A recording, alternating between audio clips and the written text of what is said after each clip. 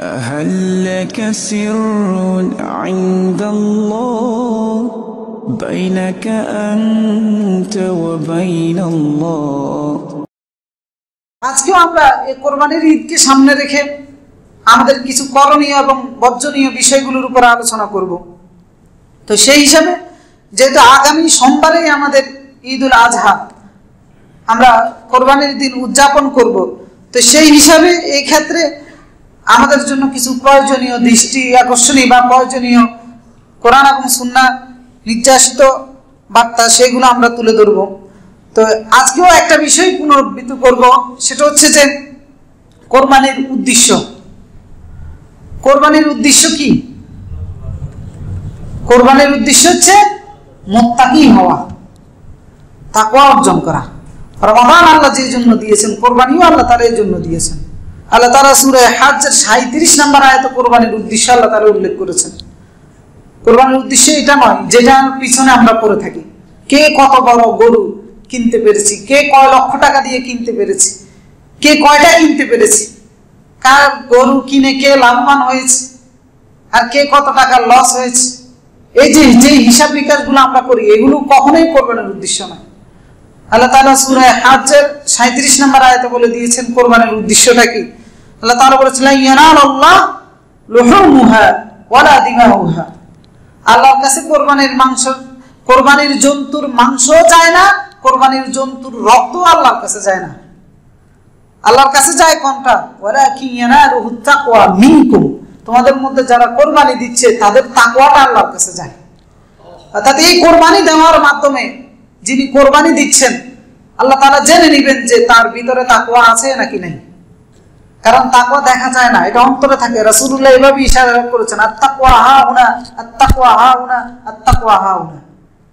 ওয়া ইশিরু ইলা সাদরিহি 3 মাররাত, 3 বার তিনি তার বুকের দিকে ইশারা করে বলেছেন যে তাকওয়া এখানে থাকে, তাকওয়া এখানে থাকে, তাকওয়া এখানে থাকে। আল্লাহ এটা দেখে নেবেন এই আপনার এই কোরবানির মাধ্যমে আপনার অন্তরের ভিতরে তাকওয়া আছে কিনা। রাসূলুল্লাহ আরেক হাদিসে বলেছেন যে ইন্নাল্লাহা লা ইয়ানজুরু ইলা সুওয়ারিকুম ওয়া আজসাদিকুম, আল্লাহ তাআলা তোমাদের সূরতের দিকেও তাকান না, তোমাদের বাহ্যিক যে শারীরিক কাঠামো অঙ্গ প্রত্যঙ্গ সেগুলোর দিকেও আল্লাহ তাকান না। ওয়ালাকিন ইয়ানজুরু ইলা কুলুবিকুম, আল্লাহ তাআলা তোমাদের অন্তরের দিকে তাকান। ওয়া আমালিকুম, এবং তোমাদের আমলগুলোর দিকে তাকান। তাকিয়ে কি করেন, কার ভিতরে তাকওয়া আছে কার ভিতরে নাই সেটা আল্লাহ তাআলা দেখে নেন। এইজন্য আল্লাহ তাআলা কোরবানি দিয়েছেন। হাবিল এবং কাবিলের যে কোরবানি, সেখানেও আল্লাহ তাআলা বলেছেন দুই ভাইয়ের এক ভাই একটা কোরবানি গ্রহণ করা হয়েছে, আরেক ভাই একটা গ্রহণ করা হয় নাই। আল্লাহ তাআলা কারণ বলে দিয়েছেন ইন্নামা ইয়াতাকাব্বালুল্লাহু মিনাল মুত্তাকিন, আল্লাহ মুত্তাকিদেরটা গ্রহণ করে থাকেন। তো সুতরাং কোরবানির উদ্দেশ্য এটা নয় যে মাংস খাওয়ার উৎসব বা গরু জবাই করার উৎসব অথবা কে কয়টা দিয়েছি সেটার উৎসব না। কোরবানির উদ্দেশ্য হচ্ছে আপনি এই আমলটার মাধ্যমে আল্লাহকে জানান দিবেন আপনি কি মুত্তাকি হিসেবে আছেন নাকি তাকওয়ার বাইরে চলে গিয়েছেন। এটাই হচ্ছে কোরবানির মূল উদ্দেশ্য। সেজন্য অন্য কোনো উদ্দেশ্যকে সামনে রেখে যদি কোরবানি দিই, আমার কোরবানি হবে না। আল্লাহ সন্তুষ্টি অর্জন করার উদ্দেশ্যে, আল্লাহকে ভয় করার উদ্দেশ্যে, আল্লাহর আদেশ নিষেধের আনুগত্য করতেছি, এই উদ্দেশ্যেই আমাদেরকে কোরবানি করতে হবে। যদি অন্য কোনো উদ্দেশ্যের পিছনে থাকে তাহলে আমার কোরবানি করে কোনো লাভ হবে না। তো সেজন্য এই কোরবানি করতে গিয়ে আমাদের কিছু করণীয় আছে যেগুলো আমরা ঈদের দিন করব। এর আগের করণীয়গুলো আমরা গত সপ্তাহে আলোচনা করেছি। তো যেহেতু আগামী সোমবার আমরা ঈদুল আজহা পালন করব, তো সেদিন আমাদের কি কি করতে হবে এই বিষয়গুলোর উপরে সংক্ষিপ্তভাবে আমরা আলোচনা করব। তো কোরবানির দিনের সবচেয়ে বড় করণীয় কি? গরু জবাই করা। সবচেয়ে বড় করণীয় হচ্ছে ওই দিন ফজরের নামাজটা জামাতের সাথে আদায় করবে। কারণ ঈদের দিনে ফজরের নামাজ আদায় করে না, ঈদের নামাজটা আদায় করে কিন্তু ফজরের নামাজটা জামাতে পড়ে না। আপনার ঈদের নামাজের কোনো মূল্য নাই আপনার যদি ফজরের নামাজটা না পড়েন। ফজর পর্যন্ত, ঈদের নামাজের আগ পর্যন্ত ঠিকই ঘুমাই থাকে, ঈদের নামাজের সময় হলো তখন দৌড় দিয়ে আসে, আর ফজরের তো কোনো খবর নেই। তো ওরকম মুসলমান হওয়া যাবে না। তার মানে হচ্ছে প্রতিদিনের মতো ঈদের দিনটাও শুরু করতে হবে অবশ্যই ফজরের সালাত দিয়ে। আর যদি ফজরের সালাত দিয়ে দিন শুরু করতে না পারি তাহলে ঈদের দিনও আমি কি মুনাফিক, আমি কি মুসলমান না মুনাফিক? ঈদের দিনও আপনি মুনাফিক। কারণ রাসূল সাল্লাল্লাহু আলাইহি ওয়াসাল্লাম স্পষ্টভাবে বলেছেন যে আতকালুস সালাত আলাল মুনাফিক সালাতুল ফজর ওয়াল ইশা। মুনাফিকের জন্য কঠিন ভারী বোঝা স্বরূপ নামাজ হচ্ছে ফজরের নামাজ এবং এশার নামাজ। তো যিনি ঈদের দিন হোক যেই দিন হোক ফজর দিয়ে দিন শুরু করতে পারেন নাই, আপনি ইমানদার হিসেবে দিন শুরু করেন নাই, মুনাফিক হিসেবে দিন শুরু করেছেন, আপনার ঈদের নামাজের কোনো মূল্য নাই। এজন্য অবশ্যই ঈদের দিন ফজরের নামাজ দিয়ে দিনটা শুরু করবেন। রাসূলুল্লাহ হাদিসে বলেছেন, মান সাল্লা সুবহা ফাহুয়া ফি যিম্মাতিল্লাহ। আপনি আপনার জিম্মায় থাকা, মা বাবার জিম্মায় থাকা, প্রধানমন্ত্রীর জিম্মায় থাকা অথবা সেনাবাহিনীর জিম্মায় থাকা কোনোটাই নিরাপদ নয়। যদি কোনো ব্যক্তি আল্লাহর জিম্মায় থাকতে পারে সেটা সবচেয়ে বেশি নিরাপদ। আর যে ফজর দিয়ে দিন শুরু করবে, রাসূলুল্লাহ বলেছেন, সে আল্লাহর জিম্মায় চলে যায়। তো সেজন্য প্রত্যেকটা দিন শুরু করতে হবে ফজর দিয়ে। ফজরের সালাত জামাতে এসে আদায় করতে হবে, না হলে ইমানদার নয়, মুনাফিক হিসেবে দিনটা শুরু হবে। এই জন্য ঈদের দিনগুলো নয়, সারা বছর কোনোটা দিন যেন আমাদের এরকম না হয় যে আমরা মুনাফিক হিসেবে দিন শুরু করেছি। সুতরাং ঈদের দিনের প্রথম করণীয় হচ্ছে ঈদের দিনের ফজরের সালাতটা অবশ্যই জামাতের সাথে আদায় করতে হবে। এরপরে দ্বিতীয় যেটা করব সেটা হচ্ছে যে ভালোভাবে ওযু গোসল করা, পবিত্র হয়ে ঈদের সালাতের জন্য আসা। কারণ আব্দুল্লাহ ইবনে উমর রাদিয়াল্লাহু তাআলা বলতেছেন যে রাসূলুল্লাহ সাল্লাল্লাহু আলাইহি সাল্লাম কানা ইয়াগতাসিলু ইয়াউমাল ঈদ ক্বাবলা আন ইয়াগদু ইলাল মুসাল্লা। মুসাল্লায় যাওয়ার পূর্বে ভালোভাবে গোসল করে নিতেন। সুতরাং ঈদের দিনের ভালোভাবে গোসল করে পবিত্র হয়ে ঈদের জন্য আসা। এরপর 3 নাম্বার করণীয় হচ্ছে যে ঈদের দিনে সাজসজ্জা গ্রহণ করা। এই বিষয়েও আমাদের একটু সতর্ক থাকতে হবে, কারণ এ বিষয়ে আমাদের অনেক বাড়াবাড়ি আছে সাজসজ্জা গ্রহণ করার ক্ষেত্রে। অর্থাৎ পবিত্র পরিচ্ছন্ন পরিপাটি পরিষ্কার জামা কাপড় পরে ঈদের নামাজে এসে অংশগ্রহণ করা। কারণ আল্লাহ তাআলা সূরা আরাফের 33 নম্বর আয়াতে বলেছেন যে ইয়া বানি আদম খুযু যিনাতাকুম ইনদা কুল্লি মসজিদ। এখানে কুল্লি মসজিদ দ্বারা কুল্লি ইবাদত, অর্থাৎ হে বনি আদম, হে আদমের সন্তানরা, তোমরা তোমাদের প্রত্যেকটা ইবাদতের ক্ষেত্রে তোমরা নিজ নিজ সুন্দরে সজ্জিত হও, প্রত্যেকটা ইবাদতের ক্ষেত্রে। ওয়ালা তুসরিফু, হ্যাঁ বাড়াবাড়ি করবে না, অপচয় করবে না। ইন্নাহু লা ইউহিব্বুল মুসরিফিন, কুলু ওয়াশরাবু ওয়ালা তুসরিফু, খাও পান করো, বাড়াবাড়ি করবে না, অপচয় করবে না। কারণ আল্লাহ অপচয়কারীকে ভালোবাসেন না, পছন্দ করেন না। তো সেজন্য সাহাবায়ে কেরাম রাসূলুল্লাহ সাল্লাল্লাহু আলাইহি ওয়াসাল্লাম ওনারাও ঈদের দিন সাজসজ্জা গ্রহণ করতেন নামাজে আসার জন্য। তো সেই ক্ষেত্রে সাজসজ্জা গ্রহণ করতে গিয়ে আমাদের যে বাড়াবাড়িগুলো আছে সেইগুলো এড়িয়ে চলতে হবে। সেটা হচ্ছে কি, সবসময় তো দাড়ি কাটে, ঈদের দিনও দাড়ি কাটে, মানে একটা ওয়াজিব আদায় করতেছেন আর একটা ওয়াজিবকে ঘরের ভিতরে জবাই করে আসতেছেন। একটা ওয়াজিব আপনি ঈদের সালাত আদায় করবেন, আরেকটা ওয়াজিব ঘরের ভিতরে জবাই করে এরপরে আসেন। এইটা করা যাবে না। সৌন্দর্যের নামে রাসূলুল্লাহর সুন্নাহকে জবাই করে দিয়ে একবারে ক্লিন শেভ করে ঈদের সালাত আদায় করবেন, একটা ওয়াজিবকে ঘরে রেখে দিয়ে আরেকটা, এমনটা যেন না হয়। কারণ রাসূলুল্লাহর নির্দেশ ইফুল লিহিয়া ওয়া কাসসুশ শাওয়ার, দাড়িকে লম্বা রাখার জন্য। মানে কি সৌন্দর্যের জন্য রাখে না। যারা দাড়ি রাখছে আপনারা এদের দিকে তাকায় দেখেন কাউকে কি অসুন্দর লাগে কিনা। কারণ যারা দাড়ি আছে এদেরকে সবচেয়ে সুন্দর লাগে, এদেরকে সবচেয়ে বেশি স্মার্ট লাগে। আমি নিজেও তো আমার ছবি আগেরগুলো দেখি, এখনকার দেখে আমি নিজে আফসোস করি। এই জন্য প্রত্যেকে রেখে দেখেন। আমাদের এখানে অনেক মুসল্লি ছিল যারা একদম ক্লিন শেভ করতো, অনুরোধ করেছি, রাখছে, এখন নিজে অনেক খুশি, যাকে ইচ্ছে অনেক সুন্দর লাগে। সেই জন্য আর যারা অনেকে দেখা যায় যে স্ত্রীর কারণে রাখে না, তো আমাদের এখানে নারীরা আছেন, সম্মানিত নারীদেরকে অনুরোধ করব, আপনি যদি চান আপনার স্বামী অন্য নারীর দিকে না তাকাক, অন্য নারী আপনার স্বামীর দিকে না তাকাক, এটা কোন স্ত্রী চায় না? সবাই চায়। তাহলে আপনার স্বামীকে বলেন দাড়িটা রাখার জন্য, দেখবেন অটোমেটিকলি তার ভিতরে এই ভয়টা চলে আসবে, সে আর কোনো নারীর দিকে তাকাবে না, কোনো নারীও তার দিকে তাকাবে না। আর অনেক ফজিলত রয়েছে। তো সেই জন্য ঈদের দিনে এই কাজটা করবেন না, সাজসজ্জা গ্রহণ করতে গিয়ে রাসূলুল্লাহর সুন্নাহকে জবাই করে দিবেন না। এরপরে জামা কাপড় পরিধান করার ক্ষেত্রেও বাড়াবাড়ি আছে।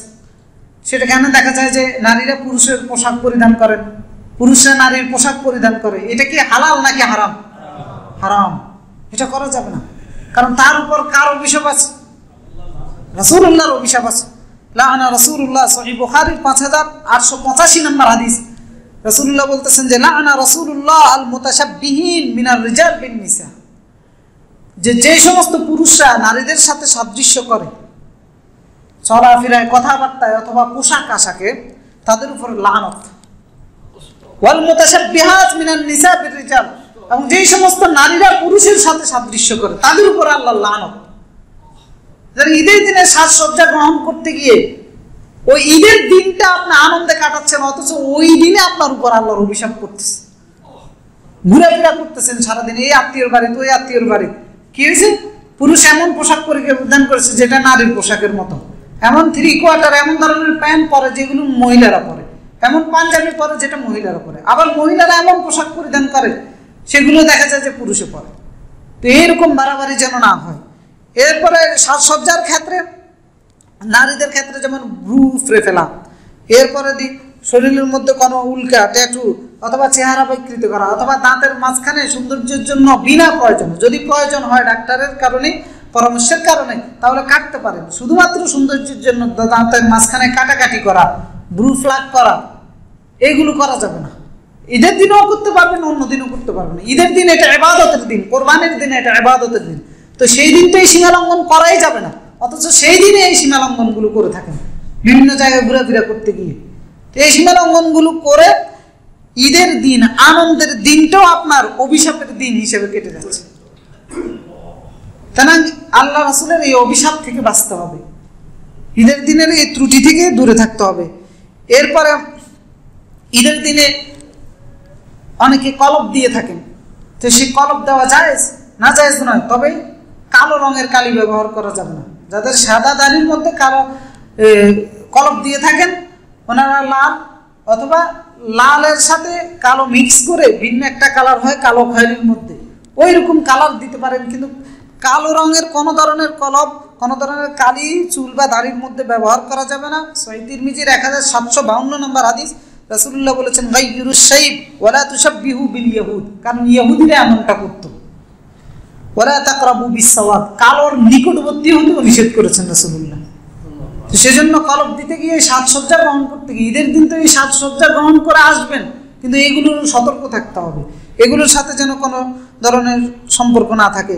এরপরে জামা কাপড় পরিধান করার ক্ষেত্রে প্যান্ট অথবা পায়জামা যেন এমন না হয় যে টাকনুর নিচে পরিধান করতেছেন, এটা ঈদের দিন হোক অন্য যে কোনো সময় হোক, কারণ রাসূলুল্লাহ বলেছেন মা কানা আসফালা মিনাল কাবাইন ফাহুয়া ফিন্নার, টাকনুর নিচে যেটা থাকবে সেটা কই যাবে? জাহান্নামে যাবে। মান জাররা সাওবাহু মিনাল খুয়ালা লাম ইয়ানজুরিল্লাহু ইলা ইয়াউমিল কিয়ামাহ, যে টাকনুর নিচে কাপড়কে ঝুলিয়ে দেয় পুরুষদের মধ্যে, নারীদের মধ্যে নয়। নারীদেরকে রাসূলুল্লাহ বলেছেন যে টাকনুর বাইরে আরো এক বিগত পরিমাণে রাখার জন্য। পর উম্মে সালামা জিজ্ঞেস করলেন যে তাহলেও তো হাঁটতে গেলে মাঝে মধ্যে পা দেখা যাবে যে দেখা যাবে, তখন রাসূলুল্লাহ বলেছেন তাহলে একবারে এক হাত বাড়িয়ে দেওয়ার জন্য। তারা নারীদের পায়ের নিচ পর্যন্ত, কারণ অনেক মহিলা দেখা যায় এমন সালোয়ার বা এমন বোরকা পরে তার পা দেখা যাচ্ছে, তারা এমনটা যেন না হয়। আর পুরুষের টাকনু উন্মুক্ত থাকতে হবে। সাজসজ্জা গ্রহণ করার ক্ষেত্রে ঈদের দিনে অবশ্যই এগুলোর ক্ষেত্রে খেয়াল রাখতে হবে। এরপরে সাজসজ্জা গ্রহণ করার ক্ষেত্রে আতর ব্যবহার করা, সেটা পুরুষরা ব্যবহার করবে, নারীরা কি ব্যবহার করতে পারবে না।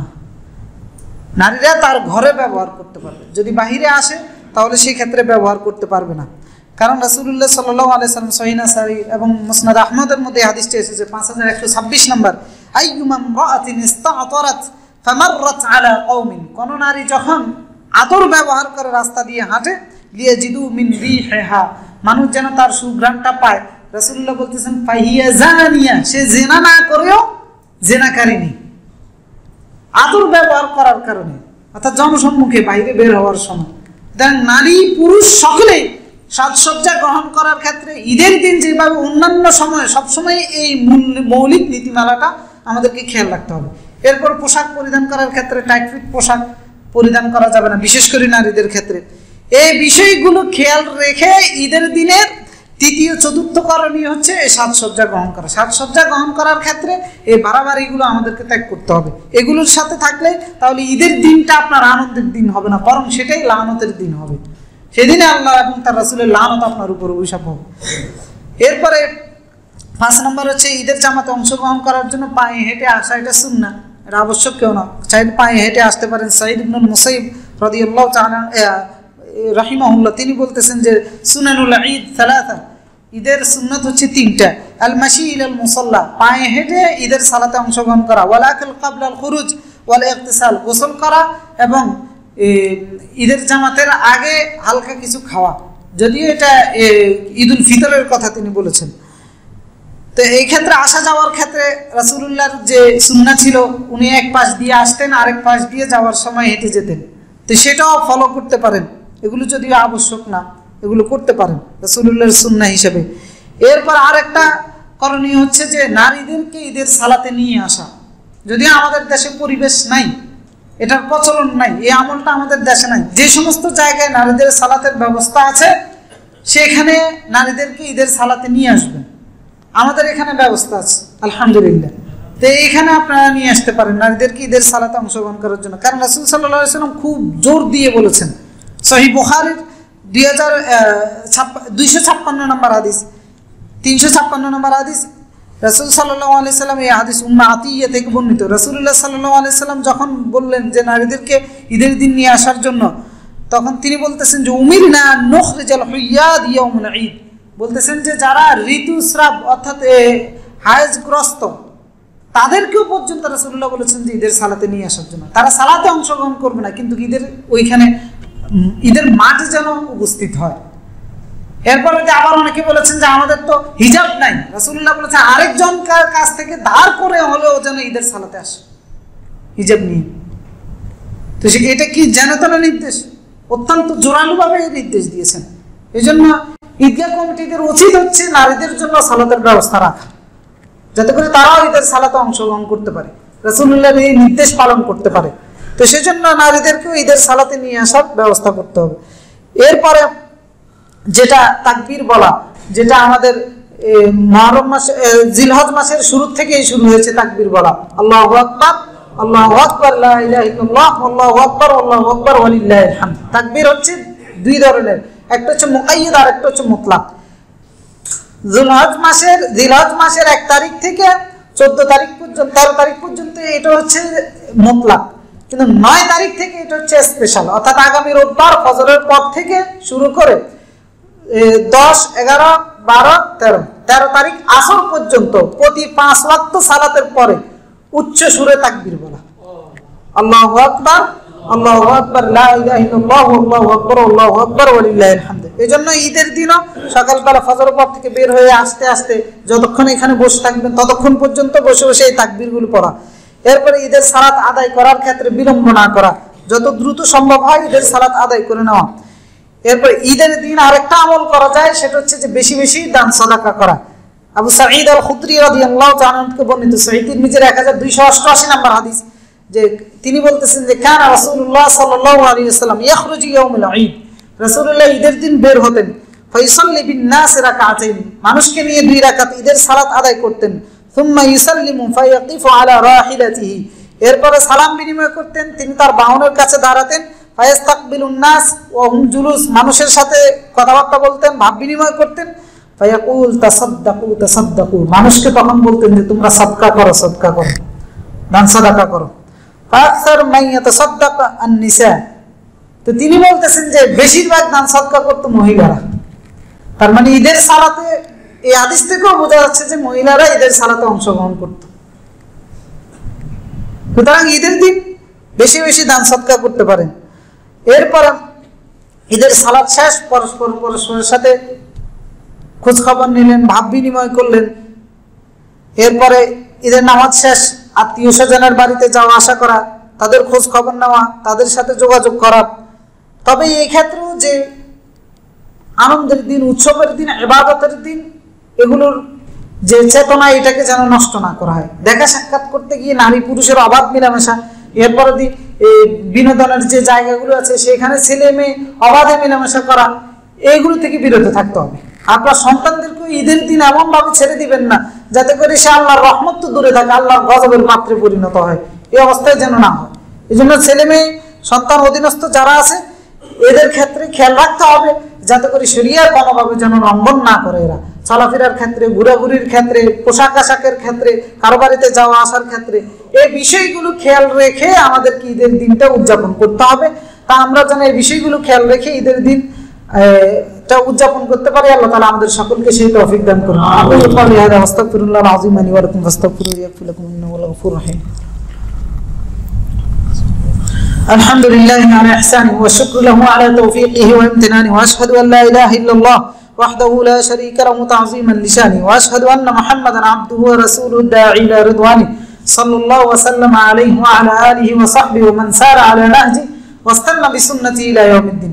সম্মানিত উপস্থিতি, আমরা গত জুমায় কোরবানির পশুর ঈদের নামাজ শেষ, এরপর আমরা কি করব? কোরবানির পশু জবাই করব। তো সেই ক্ষেত্রে আমরা বলেছিলাম যে কোরবানির পশু এখন অনেকে হয়তো ক্রয় করে ফেলছেন, অনেকে ক্রয় করেন নাই। তো ক্রয় করার ক্ষেত্রে 4টা দোষ ত্রুটি মুক্ত রাখার জন্য রাসূলুল্লাহ বলেছেন। এক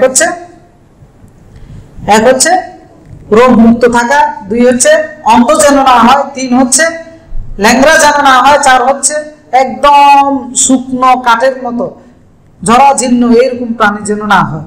এই 4টা দোষ থেকে মুক্ত রেখে কোরবানির জন্তু ক্রয় করতে হবে। আর সেই ক্ষেত্রে রাসূলুল্লাহ বলেছেন মুসিন্না যেন হয়। মুসিন্না হচ্ছে ওটের ক্ষেত্রে 5 বছর, 6 বছরে পদার্পণ করেছে। গরু বা মহিষের ক্ষেত্রে 2 বছর, 3 বছরে পদার্পণ করেছে, এরকম হতে হবে। ছাগলের ক্ষেত্রে 1 বছর, 2য় বছরে পদার্পণ করেছে, এরকম হতে হবে। হ্যাঁ, যদি অপারগ হয়, পাওয়াই যাচ্ছে না, সেই ক্ষেত্রে রাসূলুল্লাহ বলেছেন যে 6 মাসের, সেটা অপশনাল। তো সেজন্য এই কোরবানির পশু ক্রয় করার ক্ষেত্রে এই বিষয়টা মাথায় রেখে কোরবানির পশু ক্রয় করতে হবে। এরপরে ঈদের দিন আমরা কোরবানির পশু জবাই করব। জবাই করার ক্ষেত্রে আমাদের যে করণীয় সেটা হচ্ছে যে ঈদের দিন জবাই করার পূর্বে, অর্থাৎ ঈদের সালাতের পূর্বে জবাই করা যাবে না।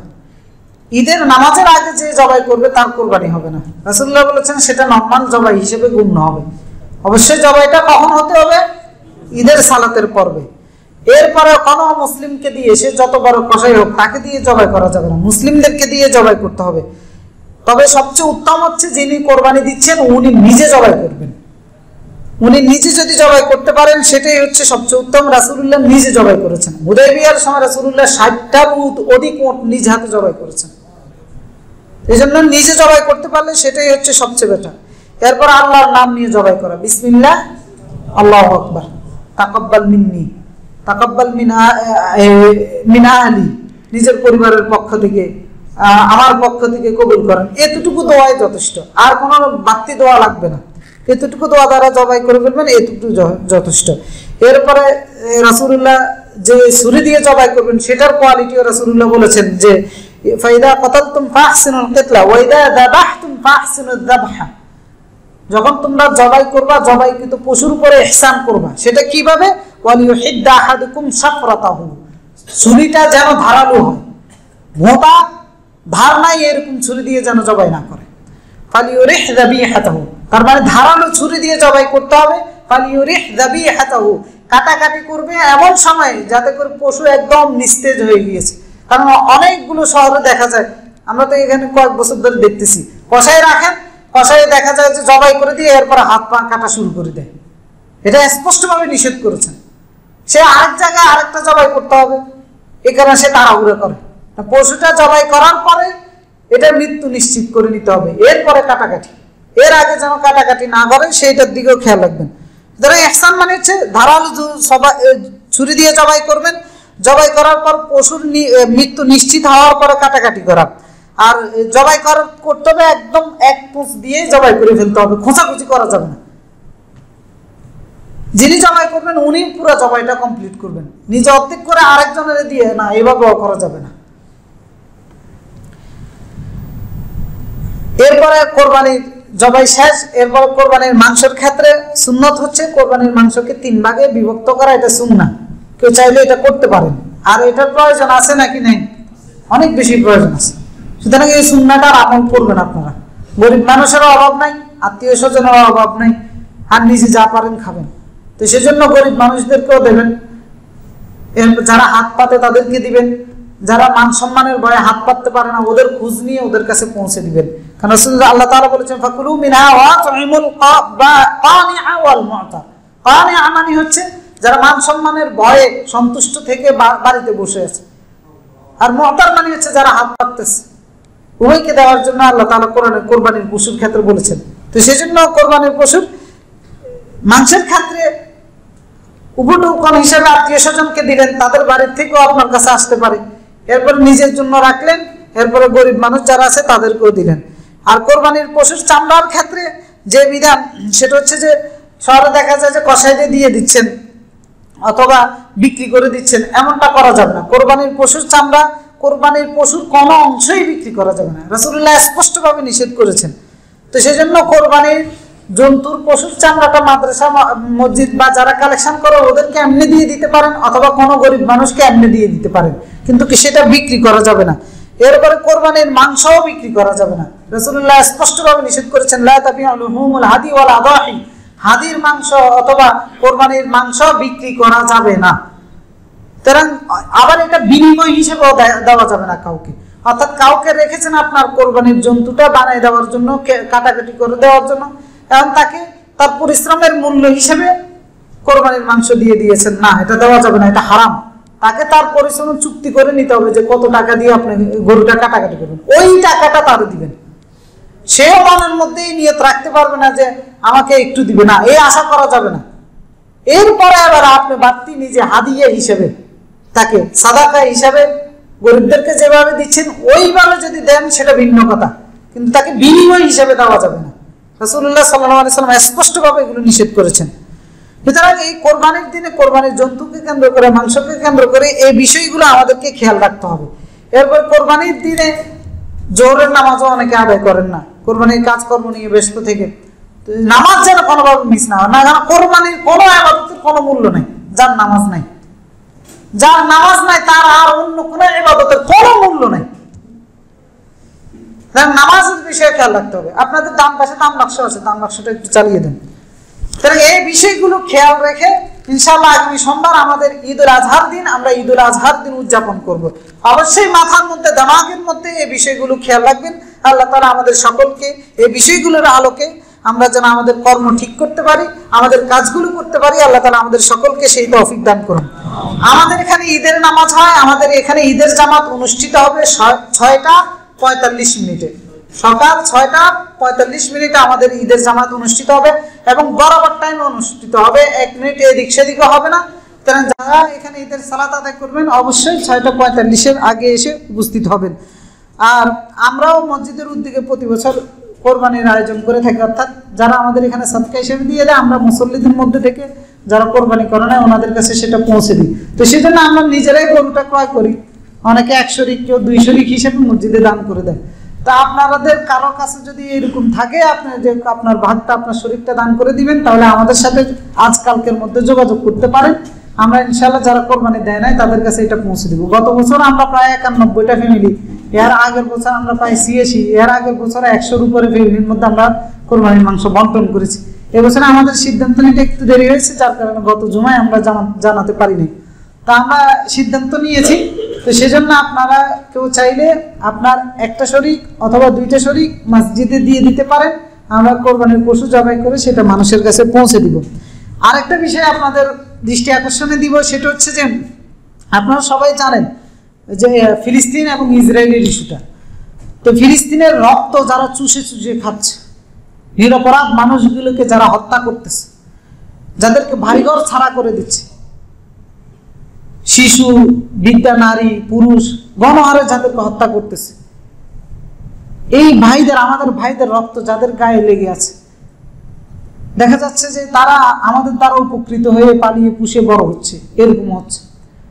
তো সেজন্য আমাদের হয়তো আমরা সশরীরে তাদেরকে সহযোগিতা করতে পারতেছি না, ফিলিস্তিনের ভাইদেরকে অর্থ দিয়েও পারতেছি না, কিন্তু যতটুকু পারি যে কোনো ওয়েতে সেই ওয়েগুলো গ্রহণ করে প্রতিবাদ জানানো বা সহযোগিতা করা, এটা আমাদের ইমানি দায়িত্ব, নর্মাল কোনো দায়িত্ব নয়, এটা আমাদের ইমানি দায়িত্ব। এই যে বললাম মুসলমান একই দেহের মতো হতে হবে। ফিলিস্তিনের ভাইরা মারা যাচ্ছে, আপনি যদি এখানে ব্যথা অনুভব না করেন তাহলে আপনি মুমিন হতে পারেন নাই। তারা ওদের পশ্চিমাদেরকে অথবা ইসরায়েলকে শায়েস্তা করা যায় এরকম যত ক্ষুদ্র ইস্যুই থাকুক, যেটা দিয়ে আমরা প্রতিবাদ করতে পারবো বা শায়েস্তা করতে পারবো, এরকম যত ক্ষুদ্র বিষয় থাকুক সেই ক্ষুদ্র বিষয়টাকেও আমাদের আঁকড়ে ধরতে হবে। তো সেই ক্ষুদ্র বিষয়ের মধ্যে হচ্ছে একটা হচ্ছে যে কোরবানির মাংস, কোরবানির দিনগুলোতে আপনারা অনেক বেশি কোল্ড ড্রিঙ্কসগুলো খেয়ে থাকেন। এই কোল্ড ড্রিঙ্কসগুলোর মধ্যে নাম করা যতগুলো আছে এগুলো সবগুলো কাদের? ইসরায়েলের অথবা ইহুদি নিয়ন্ত্রিত। কোকা কোলা বলেন, 7 আপ বলেন, ফান্তা বলেন, এগুলো সবগুলো ইসরায়েলের প্রোডাক্ট। তো অবশ্যই আপনার ইমানি দায়িত্ব হিসেবে এগুলো বর্জন করতে হবে, ইমানি দায়িত্ব হিসেবে বর্জন করতে হবে। কোনো ব্যবসায়ী এগুলো বিক্রি করতে পারবেন না, কারণ আপনি প্রত্যক্ষভাবে ইসরায়েলকে সহযোগিতা না করলেও আপনি বিক্রি করার কারণে, খাওয়ার কারণে তাদেরকে পরোক্ষভাবে সহযোগিতা করা হচ্ছে। অনেকে হয়তো বলবেন যে এটা আর কি হয়, তাদের থেকে বড় বড় গাড়ি, তো বড় বড় গাড়ি তো আপনার কেনার তৌফিক নাই, এবং 50 টাকা 60 টাকা দামের বোতলটা তো আপনি কিনতেছেন। বড় বড় গাড়ি যে কিনে সে বর্জন কিভাবে করবে সেটা তার দায়িত্ব। আপনি 50 টাকা দিয়ে যেটা কিনতেছেন এটা দিয়ে বর্জন করা আপনার দায়িত্ব। এগুলো যদিও শরীরের জন্য ক্ষতিকর, তারপরেও আমরা খাই, খাওয়াটা হারাম না। যদি খান অবশ্যই এগুলো বর্জন করে খাবেন, যেগুলো ইসরায়েলের প্রোডাক্ট এগুলো বর্জন করে খাবেন। যিনি বিক্রি করেন উনি অবশ্যই এগুলো বাদ দিয়ে অন্য কিছু বিক্রি করবেন, এই বিষয়টাও মাথায় রাখবেন মুমিন হিসেবে। এরপর হাজি সাহেবরা তো মধ্যে গেছে হজ করার জন্য, সবাই সবার জন্য দোয়া করবেন। অনেকে আমাদের কাছে দোয়া চেয়েছেন, আমরা সবাই মিলে আল্লাহর কাছে দোয়া করি আল্লাহ তাআলা তাদেরকে সুস্থতার সাথে যেন হজ পালন করতে পারে সেই তৌফিক সকলকে দান করুন।